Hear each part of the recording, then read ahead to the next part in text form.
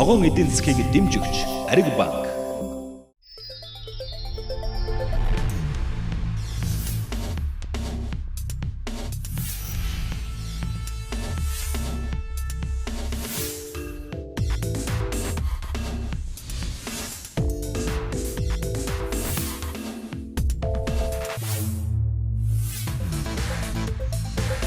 U6 гаруй утсыг зөвхөн G-Mobile-аас та сард 29 мянган төлөөд U6 гаруй утсыг аваарай.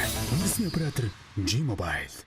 Ариг банк 18 насныхаа хойд зөрүүл чухалтай хадгаламжийн баярын сугалаанд таныг урьж байна. Алтан тус бүр сая 800. Тохирол Ариг банкны төрсөн өдөр буюу 12 дугаар сарын 23-нд та хадгаламжаа нээлгсэн үү?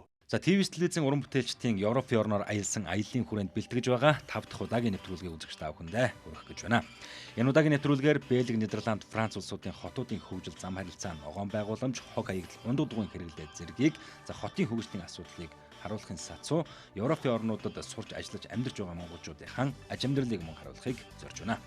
Нэвтрүүлгийнхэнд Европын холбоо, Европын нэгдлийн талаар энэ нэршилд ямар улсууд багтдаг талаар мэдээлэл хүргье. За Европын нэгдэл бол одоогоор Европ төвийн 28 тусгаар улсын эдийн засаг улс төрийн нэгдэл юм а. За Европын нэгдэл нь дэлхийн бусад бүс нутгийн байгууллагуудаас илүүтэйгээр эдийн засаг улс төрийн болон Адрамантай өргөн хүрээт наривчсан тогтолцоо болсон явдал юм а. За дотроо Европын хороо, Европын нэгдлийн зөвлөл, Европын нэгдлийн шүүх, Европын төв банк зэрэг тусгай үүрэгтэй 7 байгууллагыг өөртөө багтаадаг. Европын нэгдлийн улсуудын иргэдээс 5 жил тутам Европын холбооны парламентыг сонгодог. За Европын нэгдэл дэлхийн нийт хүн амын 7.3% болох 500 сая хүн ам амьдарч байна. 1999 онд нэгдсэн мөнгөн тэмдэгт еврог 15 гишүүн улсдаа нэвтрүүлсэн. За гишүүн орнуудаа төлөөлөх үйс эрэхтэй тул нэгдсэн үндэсний байгууллага их 8, их 20-ын уулзалт хэлэлцээрт байнга оролцдог ийм холбоо юм а.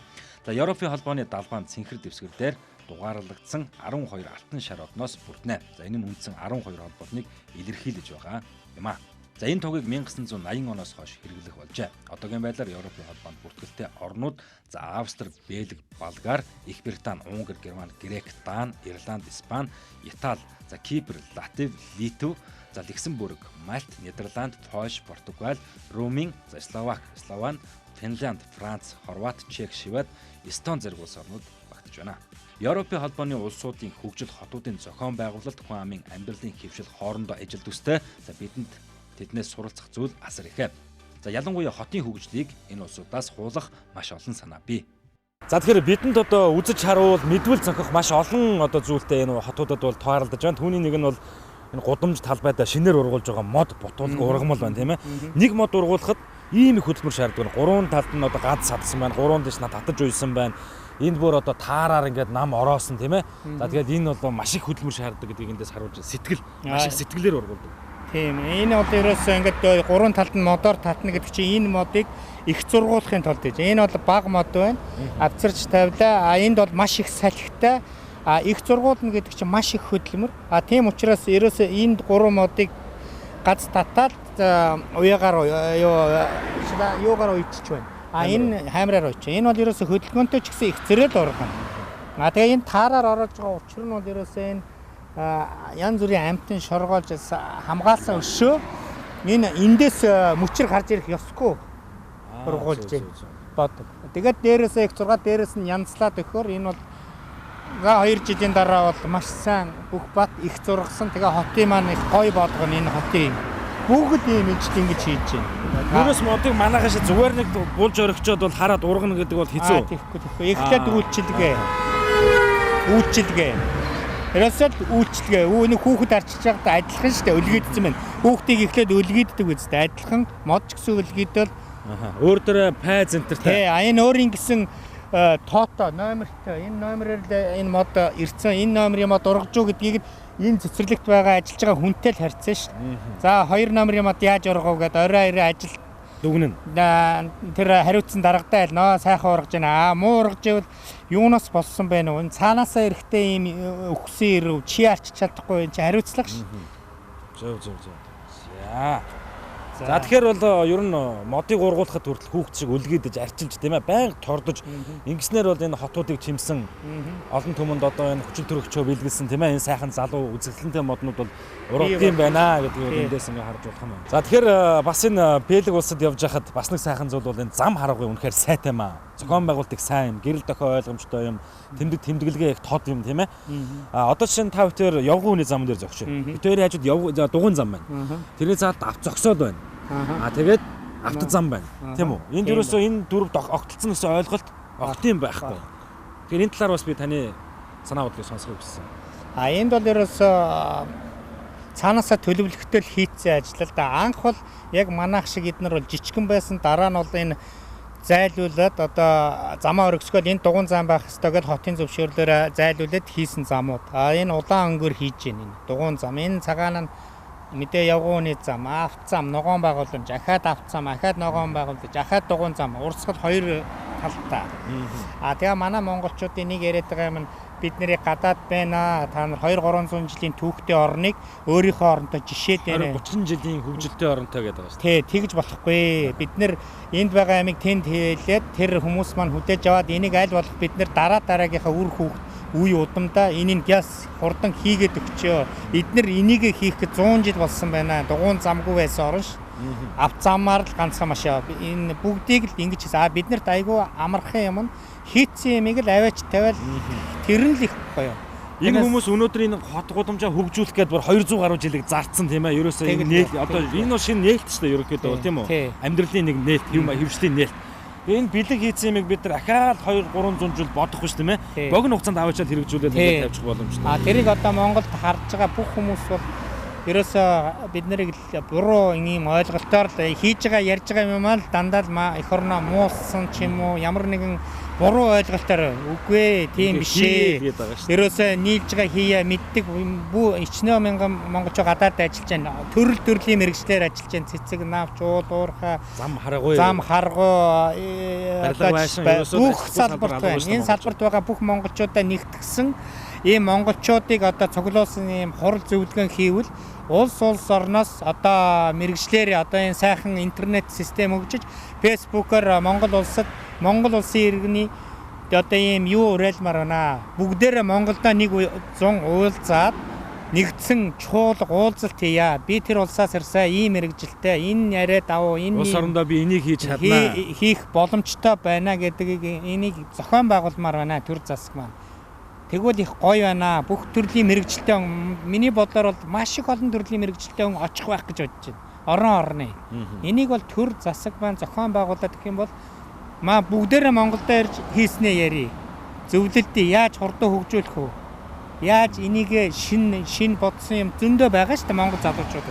Маш их байна. Энийг зохион байгуулаад төр засагдаа хэлэхэд яриас. Тэгэхээр надад бас ийм боломж байгаа ийм 100% боломж байгаа мэдрэгдээд байгаа байхгүй юу? Манайд явган хүний зам байгаа юу? Байгаа. Авт зам бий юу? Байгаа.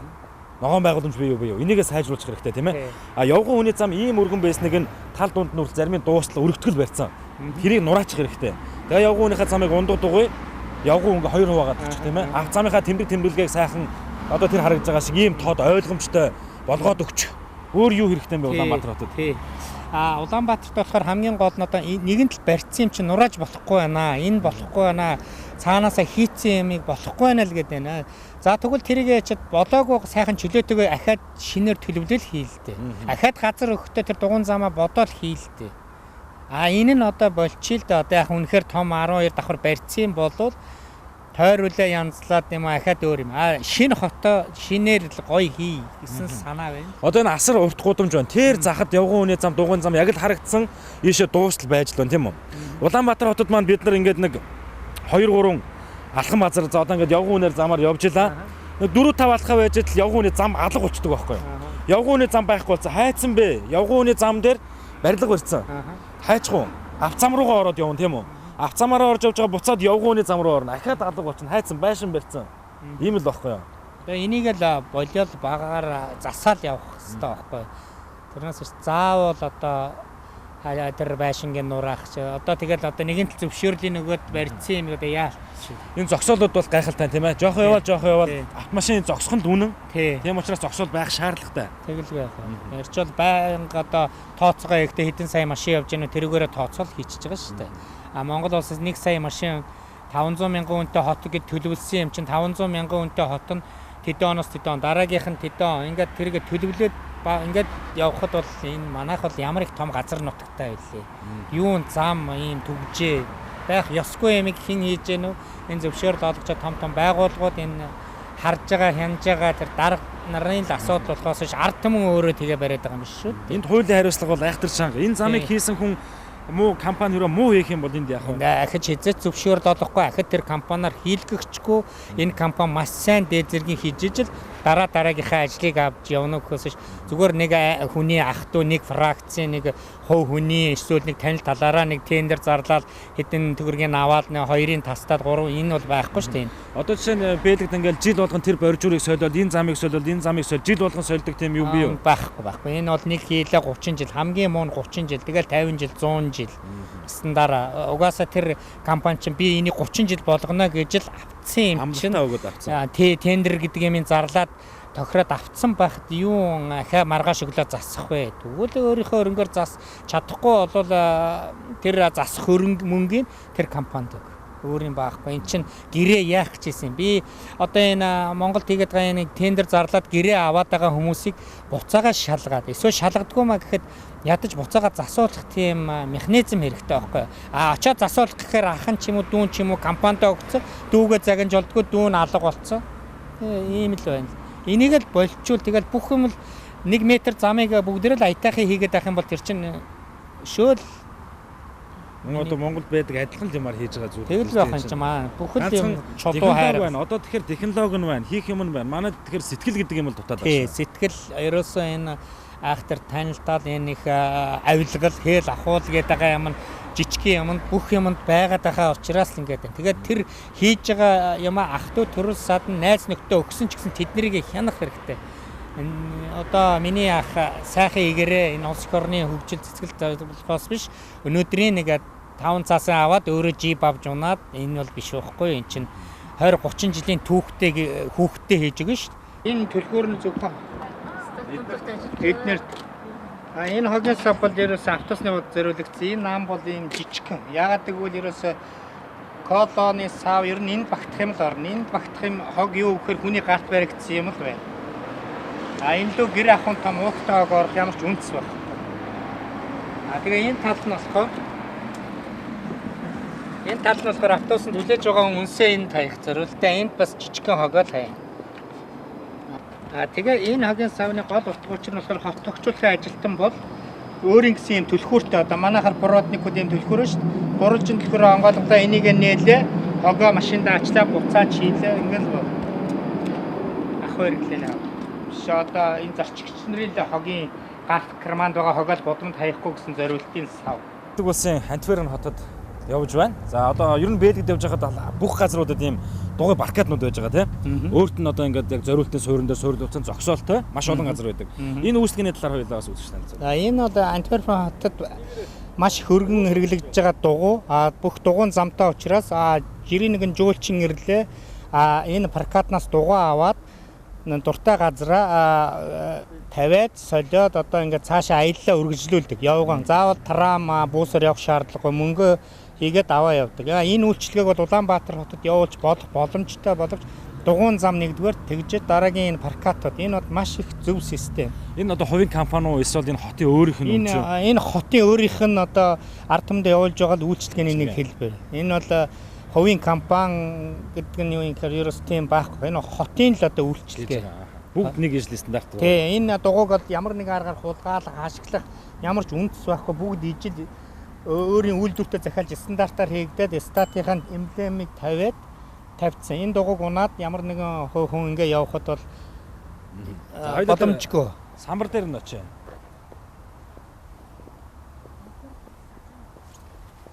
За энд бол ерөнхий хянах самбар байна. Энд бол банк картаараа одоо энэ стат хотын гүйцэтгэх захиргааны өгсөн картаар кода хийгээ банк картаараа төлбөрөө төлөөд тэгээд эндээс дугуйгаа аваа явна. Дугуйгаа авч яваад та эндээс дугуй авлаа гэхэд энд явж байгаа та магадгүй тарама юу вокзал дээрээ шууд цааш аяллаа үргэлжлүүл дугуй бүх суур энд байна. Одоо дуртай газар. Одоо энд зогсоол дээр явж орхичол цаашаа үргэлжлүүлдэг. Энэ зогсоолууд бол энэ бүх энд одоо байгаа.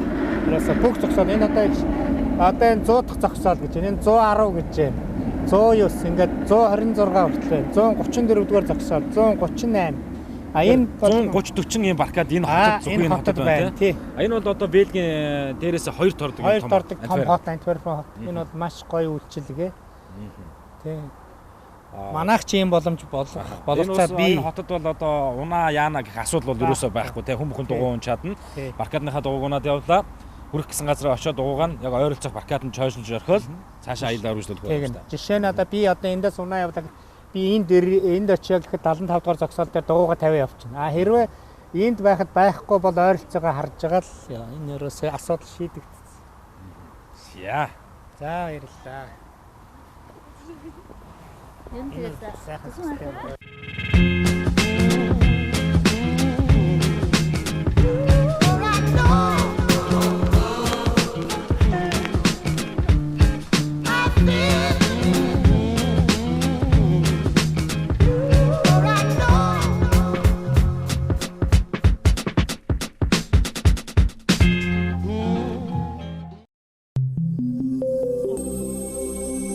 Ногоон эдийн засгийг дэмжигч Ариг банк.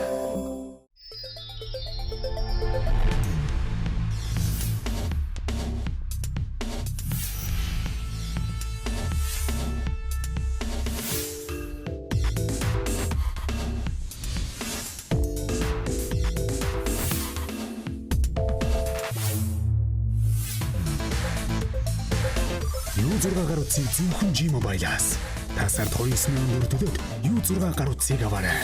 Үндэсний оператор G-Mobile.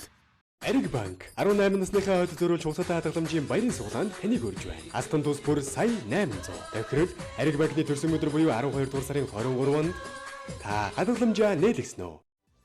За Европын холбооны улсуудад монголчууд маш ихээр сууршин амьдарч байна. Амьдрах орчин сайтан дээр цагаачдын асуудлыг эргээр хүлээн авдаг зэрэг нь нөлөөлдөг байх талтай. За дан ганц монголчууд гэлтгүй бусад бүхэл улс орнуудын иргэд Европын холбооны улсуудад ажиллаж амьдрах цаашлаад цагаачлах сонирхол асар өндөр байдаг.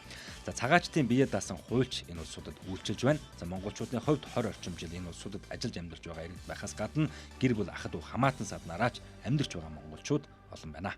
Одоо хүн бидний амьдрах орчин ингээд баталгаатай байна. Ингээл гэрэлтэй байна, цэвэрхэн байна. Ингээл захын дэлгүүрд орсон хүнс нь баталгаатай байна гэх мэтлэн ингээд. Одоо сургууль соёлд энд одоо тэнэмэл хүүхднийг ширхэх чалга, орон гэргүүн үнийг ширхэх чалга. Тийм. Тэндээ. Тэгэхээр энэ улсын бас нэг зүйлийг таалагддаг юм л да. Ер нь хүн жохон л хичээхэд муу амьдрах байх аргагүй тийм тогтолцоог бий болгоцсон. Бидний их оронд болохоор юу гэдгийг хичээгээл зүтгээл хөдөлмөрлөөл байдаг. Хичээх тусам бүр хэцүү юм шиг. Нэг ийм зааг харагдаад байгаа юм л да. Одоо жишээ нь энэ орон байр. Энд байгаа олон айлуудаар явлаа. Бүгд одоо юм сайхан байртай, савтай халуун дулаан амьдарч штэ. Энэ бол Монголд нүдний гим зүтгээд тун ховор олдондоо. Энэ талаар юу гэж бодож байна? Энэ талаар яг одоо Монголд ийм болно гэж бодож байгаа л да. Тэгээ бид нар чинь одоо ер нь бас хөгжиж л яваа гэж ойлгодог. Энэ улсууд чинь биднийг бол аюул олон жилийн төвхтэй улсууд ингээд шуурцсан. Тэгэл түрүүтээр бид нар ч цаг хугацаа хэрэгтэй юм болов. Тэгээ бид нар ч гэсэн одоо энд ингээд шинэмэгдэж ийн очин. Тэгээд энэ бүгдээсээ гээд бүхнийг хийхгүй ч гэсэн ингээд орой орчиндөө ингээд нөлөөлөл хэлэх баг. Ядч л хогоо зүв зөхстэй хайдаг. Ядч л ингээд гудамдаа нус цэрээ нийтгүү хайдаггүй. Хуулиа баримталдаг. Тэгвэл л хөгжих. Энд бас нэг хэлэх юмнаас олон жил болсон хүмүүстэй ингээд юм социалын байр гэж ингэж өгсөн. Би бас одоо 3 жил хагасуулаад энэ байрыг ингээд явсан. Энэ болохоор ингээд дээрээ 2 өрөөтэй ингээд юу яагаад тэгээд 344-ийг өгдөг. Бас урд нь би бол зүгээр бас байр хөслөөд ингээд амьдарч ирсэн. 2 өрөө байрыг би 600 евроод би ингэж хөсөлж ирсэн. 600 евро интернет тогтоогоо нийлээд 800 евро баг өгч ирсэн. Тэгээд олон жил болсон хүмүүстээ социалын байр гэж өгдөг. Манай энэ байрууд тэр чигээрээ ерөөсөө социалын байрууд. Ингээд бас тийм тэгэл бас олон жил болсон үр хөвгттэй хүмүүсээ додод бас их харж үздэг юм нутаг бас.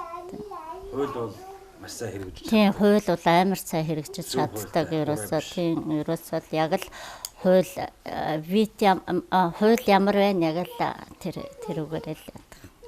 Намайг Бямсаран гэдэг хүү Наранбат маань одоо эх орноос мань одоо ээжигээ дэмжлүүлэх гэж ирсэн.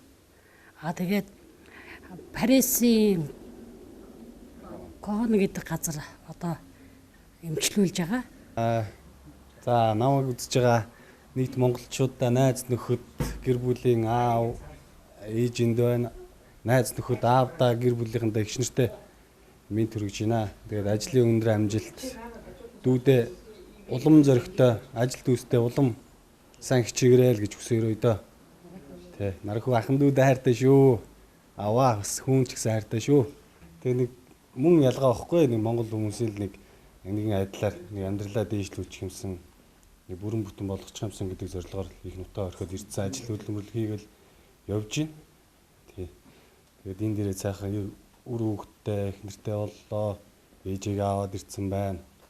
Ээжигээ сайхан имжлүүлэх гээд одоо имчилгээндээ орцсон. Сайхан болж байгаа. Тэгээ нэг эх жилээс ч юм уу магадгүй нэг их нутгаар нэг явах санаа бодол ер нь байгаад байгаа юм. За намайг Болгой гэдэг.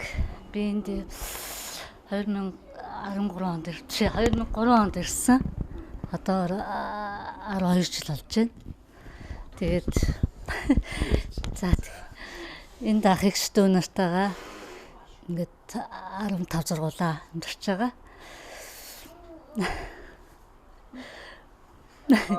Дахинд Монголд бол том ах, том эгч хоёр мань байдаг. Тэр хоёртаа эрүүл энх аз жаргал сайн сайхан нэг өсөө. Дүүн удахгүй энэ зүүн очно. Охинтойгоо яваад очно. За нэвтрүүлгийн баг хамт олон аяллаа хугацаанд Франц улсад тэр дундаа Парис хоттой танилцсан. За энэ улсын болон Парис хотын талаар зарим мэдээллийг бас хүргэе. За Франц нь Европын холбоог анх байгуулсан орнуудын нэг бөгөөд гишүүн орнуудаас хамгийн их нутаг дэвсгэртэй юм а. За мөн нэгдсэн үндэсний байгууллагыг байгуулсан орнуудын нэг. За 17 дугаар зууны сүүл үеэс 19 дугаар зууны ихэнх үеийн хүртэл за Франц дэлхийн хамгийн хүчирхэг орнуудын тоонд зүгээс тооцогдож байсан. 18 19 дугаар зуунд Франц нь баруун Африк, зүүн өмнөд Азид маш том колон гүрнийг байгуулж чадсан бөгөөд тухайн нутгуудын баялаг эд хөрөнгийг өөртөө татаж аячиж хүчирхэж чадсан улс юм а. За тус улсын онцлог нэг зүйл бол Эйфелийн цамхаг буюу төмөр хатагтай нь өнөөгийн Парисын хамгийн том доминант бөгөөд түүнийг зохиогч Александр Густав Эйфелийн нэрээр нэрлэгдсэн байгууламж юм а. За уг цамхаг нь Сиена мөрний зүүн эрэгт Марсын талбайд телевизийн антенны хамт 324 метрийн өндөр хүртэл сүндэрлэнэ. За 300 метрийн өндөртэй тус цамхаг нь 1930 оны хүртэл дэлхийн хамгийн өндөр байгууламж байсаар ирсэн. За 3 давхартай бөгөөд 1-р давхар нь 57 метрийн өндөртэй бол 2-р давхар нь 125 метрийн өндөртэй байдаг. За харин 3-р давхар нь 274 метрийн өндөрт байрлах бөгөөд за уг өндөрт цахилгаан өргөөрээр гарах боломжтой. За цамхаг нийтдээ 10,000 тонн жинтэй ба тойргийн хэмжээ 88.3 м гэж тооцоолдог. Парис хотын хамгийн өндөр байрлал болох энэхүү цамхаг нь салхинд 6-аас 7 см хэлбэлцэлтэй найгадаг байна. За 7 жилд нэг удаа цэвэрхээс хамгаалах засвар үйлчилгээ хийгддэг бөгөөд нэг засвар үйлчилгээнд 50-аас 60 тонн будаг хэрэгэлдэг гэсэн тооцоо судалгаа байна. За тэгэхээр бид бүхэн Парист ирсэн байна. Францын нийслэл. Парисын тэнгэр өнөөдөр жоохон бороотой тэгсэрнэ их сайхан өдөр байна. За тэгэхээр хүн бүхэн бол энэ бид бүхний ард харагдаж байгаа Эйфелийн цамхагыг харах гэж энэ улсын энэ нийслэлийг зорддог болов уу гэж одоо ингэж боддог. За бидний хувьд ч гэсэн энд ирж бас нэвтрүүлэг хийж үзэгч та бүхэнтэй уулзна гэдэг бол үнэхээр нэвтрийн бас юм ховорхон ховзяа гэж хэлж болох юм. За манай үзэгчд бол ерөнхийдөө Франц хот болон за Парис Эйфелийн цамхагын талаар бол нэлээдгүй мэдэх бах. За Эйфел гэдэг хүн бол тэртээ 1886 онд анх энэхүү цамхагыг босгох тэр санаа гаргаж байсан гэдэг. За 3 жилийн хугацаанд хийсэн. Гэхдээ нөхөр бол хамгийн гол нэг эх орондоо ач тус хүрэх гэж бол биш. Хотынхоо дарагтаа нийлж гаад бас нэг 5-10 төгрөг зовчуулчих санаатаагаар ийм төслийг эхлүүлсэн байдаг. За тэр нь ч амжилттай болж Эйфел гэдэг хүн бол маш их өнгийг одоо энэ дээрээс өөртөө унгаж чадсан байдаг. За хожмоо тэр нь бас шүүхээр орж тэр хүн бас шорон хоронд орж исэн ийм тохиолдол байдгаа гэдэг иймэрхүү түүхэд байдгаа. Гэхдээ тэр хүний хийсэн энэ зүйл өнөөдөр Франц улсад Парис хотод сая долларыг оруулдаг аялал жуулчлалыг татсан ийм зүйл болж чадсан нь бол өөрөө хамгийн гайхалтай зүйл юм а гэдгийг бол энд хэлэх хэрэгтэй.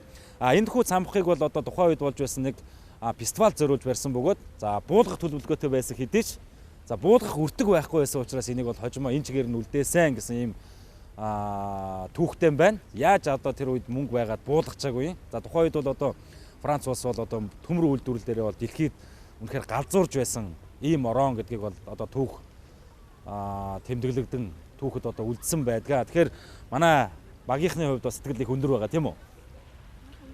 Маш өндөр байна. Тэгээ хувьтай хүн хур орооноор гэж Чон орооноор гэж би хэлээд байгаа шүү дээ. энэ сайхан хувьтай сайхан өдөр бас дэлхийн гайхамшгуудын нэгийг манай багийнхан бол бас үзэж бас энэ зэнхэр дэлгэцээр монголчуудаа хүргэж байгаадаа их баяртай байна.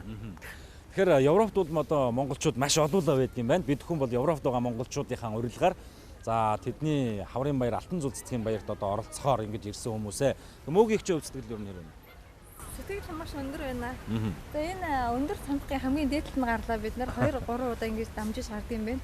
Айгүй гоё энэ хотыг бүхлээрэн дээрээс нь сая харлаа. Үнэхээр гайхамшигтай хүний бүтээл ямар байдгийг одоо энэ хот бас жинхэнэ эсээр харуулсан юм одоо гэж бодож байлаа. Тэгээ 300 гаруй метр өндөр энэ цамхгийг одоо төмрөөр хийхдээ нэг ч гагнуур хэрэглээг тухайд гагнуур гэж байгаагүй. А дандаа одоо хадах, тавлах гэдэг ийм боох гэдэг ийм технологиор барьсан гэдэг нь өөрөө үнэхээр гайхамшигтай. Яалчгүй нь бол одоо Франц, Парисын одоо гол бэлэг тэмдэг бол мөнөөсөө муу юм аа. За ингээ өнөөдөр бид хүн бас Парис хотоор аялах байгаа. Ингээд цаашаа аяллаа хамтаа үргэлжлүүлээ. Тэгээ биднийг бас энэ боломжоор хангасан G-Mobile-ийн хамт олон болон Ариг банкны хамт олондоо бас талархлаа илэрхийлье. За Парис хотын төв хэсэг бол жуулчдыг өөртөө татсан үзмэр үйлчлэгээ олонтой. За Алдарт Парисын цамхаг Луврын музейгээд нэрлээд байвал олон зүйл бий. За олон зуун жилийн настай уран барилгууд Парис хотын чимэг за зарим нэг сонирхолтой судалгаа байдаг. Франц улсад жилд бүр 82 сая гадаадын жуулчид ирдгээ гэсэн тоо баримт байна. За тэдний хамгийн түрүүнд одоо үзхийг хүсдэг зүйл бол Эйфелийн цамхаг. За одоогийн байдлаар тус цамхагийг 200 гаруй сая хүн очиж сонирхсон ба энэ нь дэлхийд дээрх хамгийн их хүн үзсэн төлбөртэй дурсгалын газраар нэрлэгдээд байгаа юм а. Эндээс харахад тус улс, тус хот аялал жуулчлалаас ямар их хэмжээний орлогыг олдог нь харагдаж байна. За Парис хотын бас нэг сонирхолтой зүйл юу вэ гэхээр тус хотод баригдаж байгаа барилга болгоны балкон буюу тагтны хаалтыг төмрөөр хийдэг ёстой. За дээрэс нь уг тагтны угалц хэлбэр дүрс нь хязгаарч давтагдах ёсгүй. За үүнийг хотын захиргаа маш хатуу хяндаг юм байна. За хуучин Парис хоттой зэрэгцээ шинэ Парис хот бол аль хэдийн одоо босож эхэлсэн. За орчин үеийн загвар өнгө төрхийг өөртөө шингээсэн уг шинэ хот нь сүүлийн үед гадаадын жуулчдын анхаарлыг ихээр татж байна. За тэгэхээр Францын нийслэл Парис хотоор аялал маань өргөжлж байна. Бид бүхээс өнөөдөр цаг багч гисэн нэлээдгүй газраар бас явлаа. Тэгэхээр яг бидний энэ зогсож байгаа газар Дефанс буюу за шинэ Парис гэж хэлж болохоор ийм сайхан одоо өнгө төгөлдөр үсгэлэн гоё юм сайхан хотод ирсэн байна. Тэгэхээр энэ барилга байшингийн хийц загвар гэдэг үнэхээр мундаг газрыг одоо та бүхэн харж байна. За ерөнхийдөө энд одоо энгийн барилга ерөөсөө алга ерөөсөө тэнгэр багцсан шилэн барилгууд одоо энэ сүндэрлэн байдаг юм байна. За одоо яг манай зурглаач харуулж байгаа энэ хэсэг бол одоо шинэ Парисын өнгө төрхийг илтгэсэн шинэ цагаан хаалга. Яг үүний өөдөөсөө харах юм бол хуучин цагаан хаалга нь бас хараад бэж идэг юм байна. За энэ дээрээс бол одоо шинэ хуучин Парис хоёрын одоо бэлэг тэмдэг бас энэ цагаан хаалганууд бол нэг нэгнийхээ өөдөөс хараад байж идэг гэдгийг харж болохоор байгаа юм аа. За үнэхээр гайхалтай. Одоо нэлээд тийм стилтэй ганган манайхаар бол одоо дүүрэг юм уу да. Тэгэж одоо хэлэхээр байна. За тэгээд энд одоо газар гэж юусоо байдгүй. Одоо бүгдийг ингээд цемэнтлийн цемэнтлээ, төмөрлөхийн төмөрлөөд ингээд тавьсан. За энд Парист явж байхад, Францад явж байхад нэг гайхалтай зүйл юу байсан гэхээр үнэхээр энэ бол одоо эрт түүх нь бол олон колон орнуудыг өөртөө нэгтгэсэн. Дэлхийн хамгийн олон колонтой юм орн байсан. Энэ ч үүднээсээ их баян байсан. Одоо ч баян. Дээр нь одоо төмрийн асар том үйлдвэрлэл явуулж байсан гэдэг учраас бүх юм нь одоо төмрөөр шийдэгдсэн. Одоо адаглал байрлагуудын балкон гэдэг бүгд төмөр хийцтэй. За тэр нь өнгө загвар нь ерөөсөд давтагддаггүй гэж байгаа. За үүнийг нь бол одоо шинэ барилга барихад одоо хотын захиргаа ганц анхаардаг юм нь бол тэр балконы төмөр тагт хийц нь адилхан байна уу, өөр байна уу гэдгийг чухал юм. За энд нэг зүйл бидний одоо муу талаар нэг танил бас нэг зүйлгүй бол одоо энэ тал харагдаж байгаа Areva компани яг энд харагдаж байна. За ерөнхийдөө бол монголчуудыг ураанаар хордуулж байгаа гэгдэж бас нэлээдгүй хил амыг дагуулад байгаа Areva компани төв офис бол одоо яг энэ Францын Парис хотын шинэ одоо Парист ийхүү тэнгэр багантсан хар шилэн барилга байдаг юм байна гэдгийг эндээс харж авлаа. За тэгээд бид хүн бас цаг баг байгаа учраас тэр болгон одоо бүх зүйлээр ингээд орж чадсан. Өнөөдөр бол ерөнхийдөө заавал очивол зохих Францын цамхаг, Луврын музей, за тэгээд Райхтар том театр, за тэгээд энэ шинэ Парис гэсэн энэ хүрээнд ингээд аяллаа. Тэгээд бидний нэвтрүүлгийг бас дэмжиж биднийг наашаа явахад санхүүгийн тусалцаа үзүүлсэн G-Mobile корпорацийн хамт олондоо бас их баярлалаа илэрхийлье. За мөн Ариг банкны хамт олондоо талархаж байгаагаа хэлье. Ингээд нэвтрүүлэгтэй хамт байсан үзэгч та бүхэнд баярлалаа.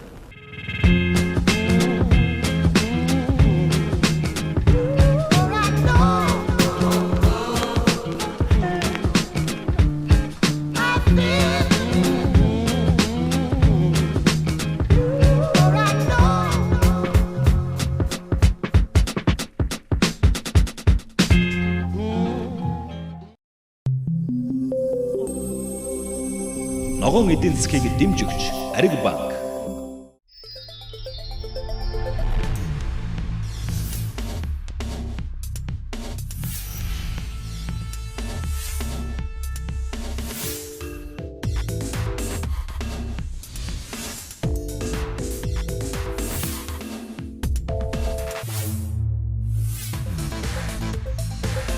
U6 гаруй утсыг зөвхөн G-Mobile-аас.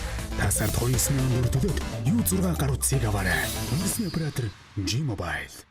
Ариг банк 18 насныхаа хойд зориулж хусалтай хадгаламжийн баярын суглаанд таныг урьж байна. Алтан тус бүр сая 800. Тохирол Ариг банкны төрсөн өдөр буюу 12 дугаар сарын 23-нд та хадгаламжаа нээлгэнэ үү?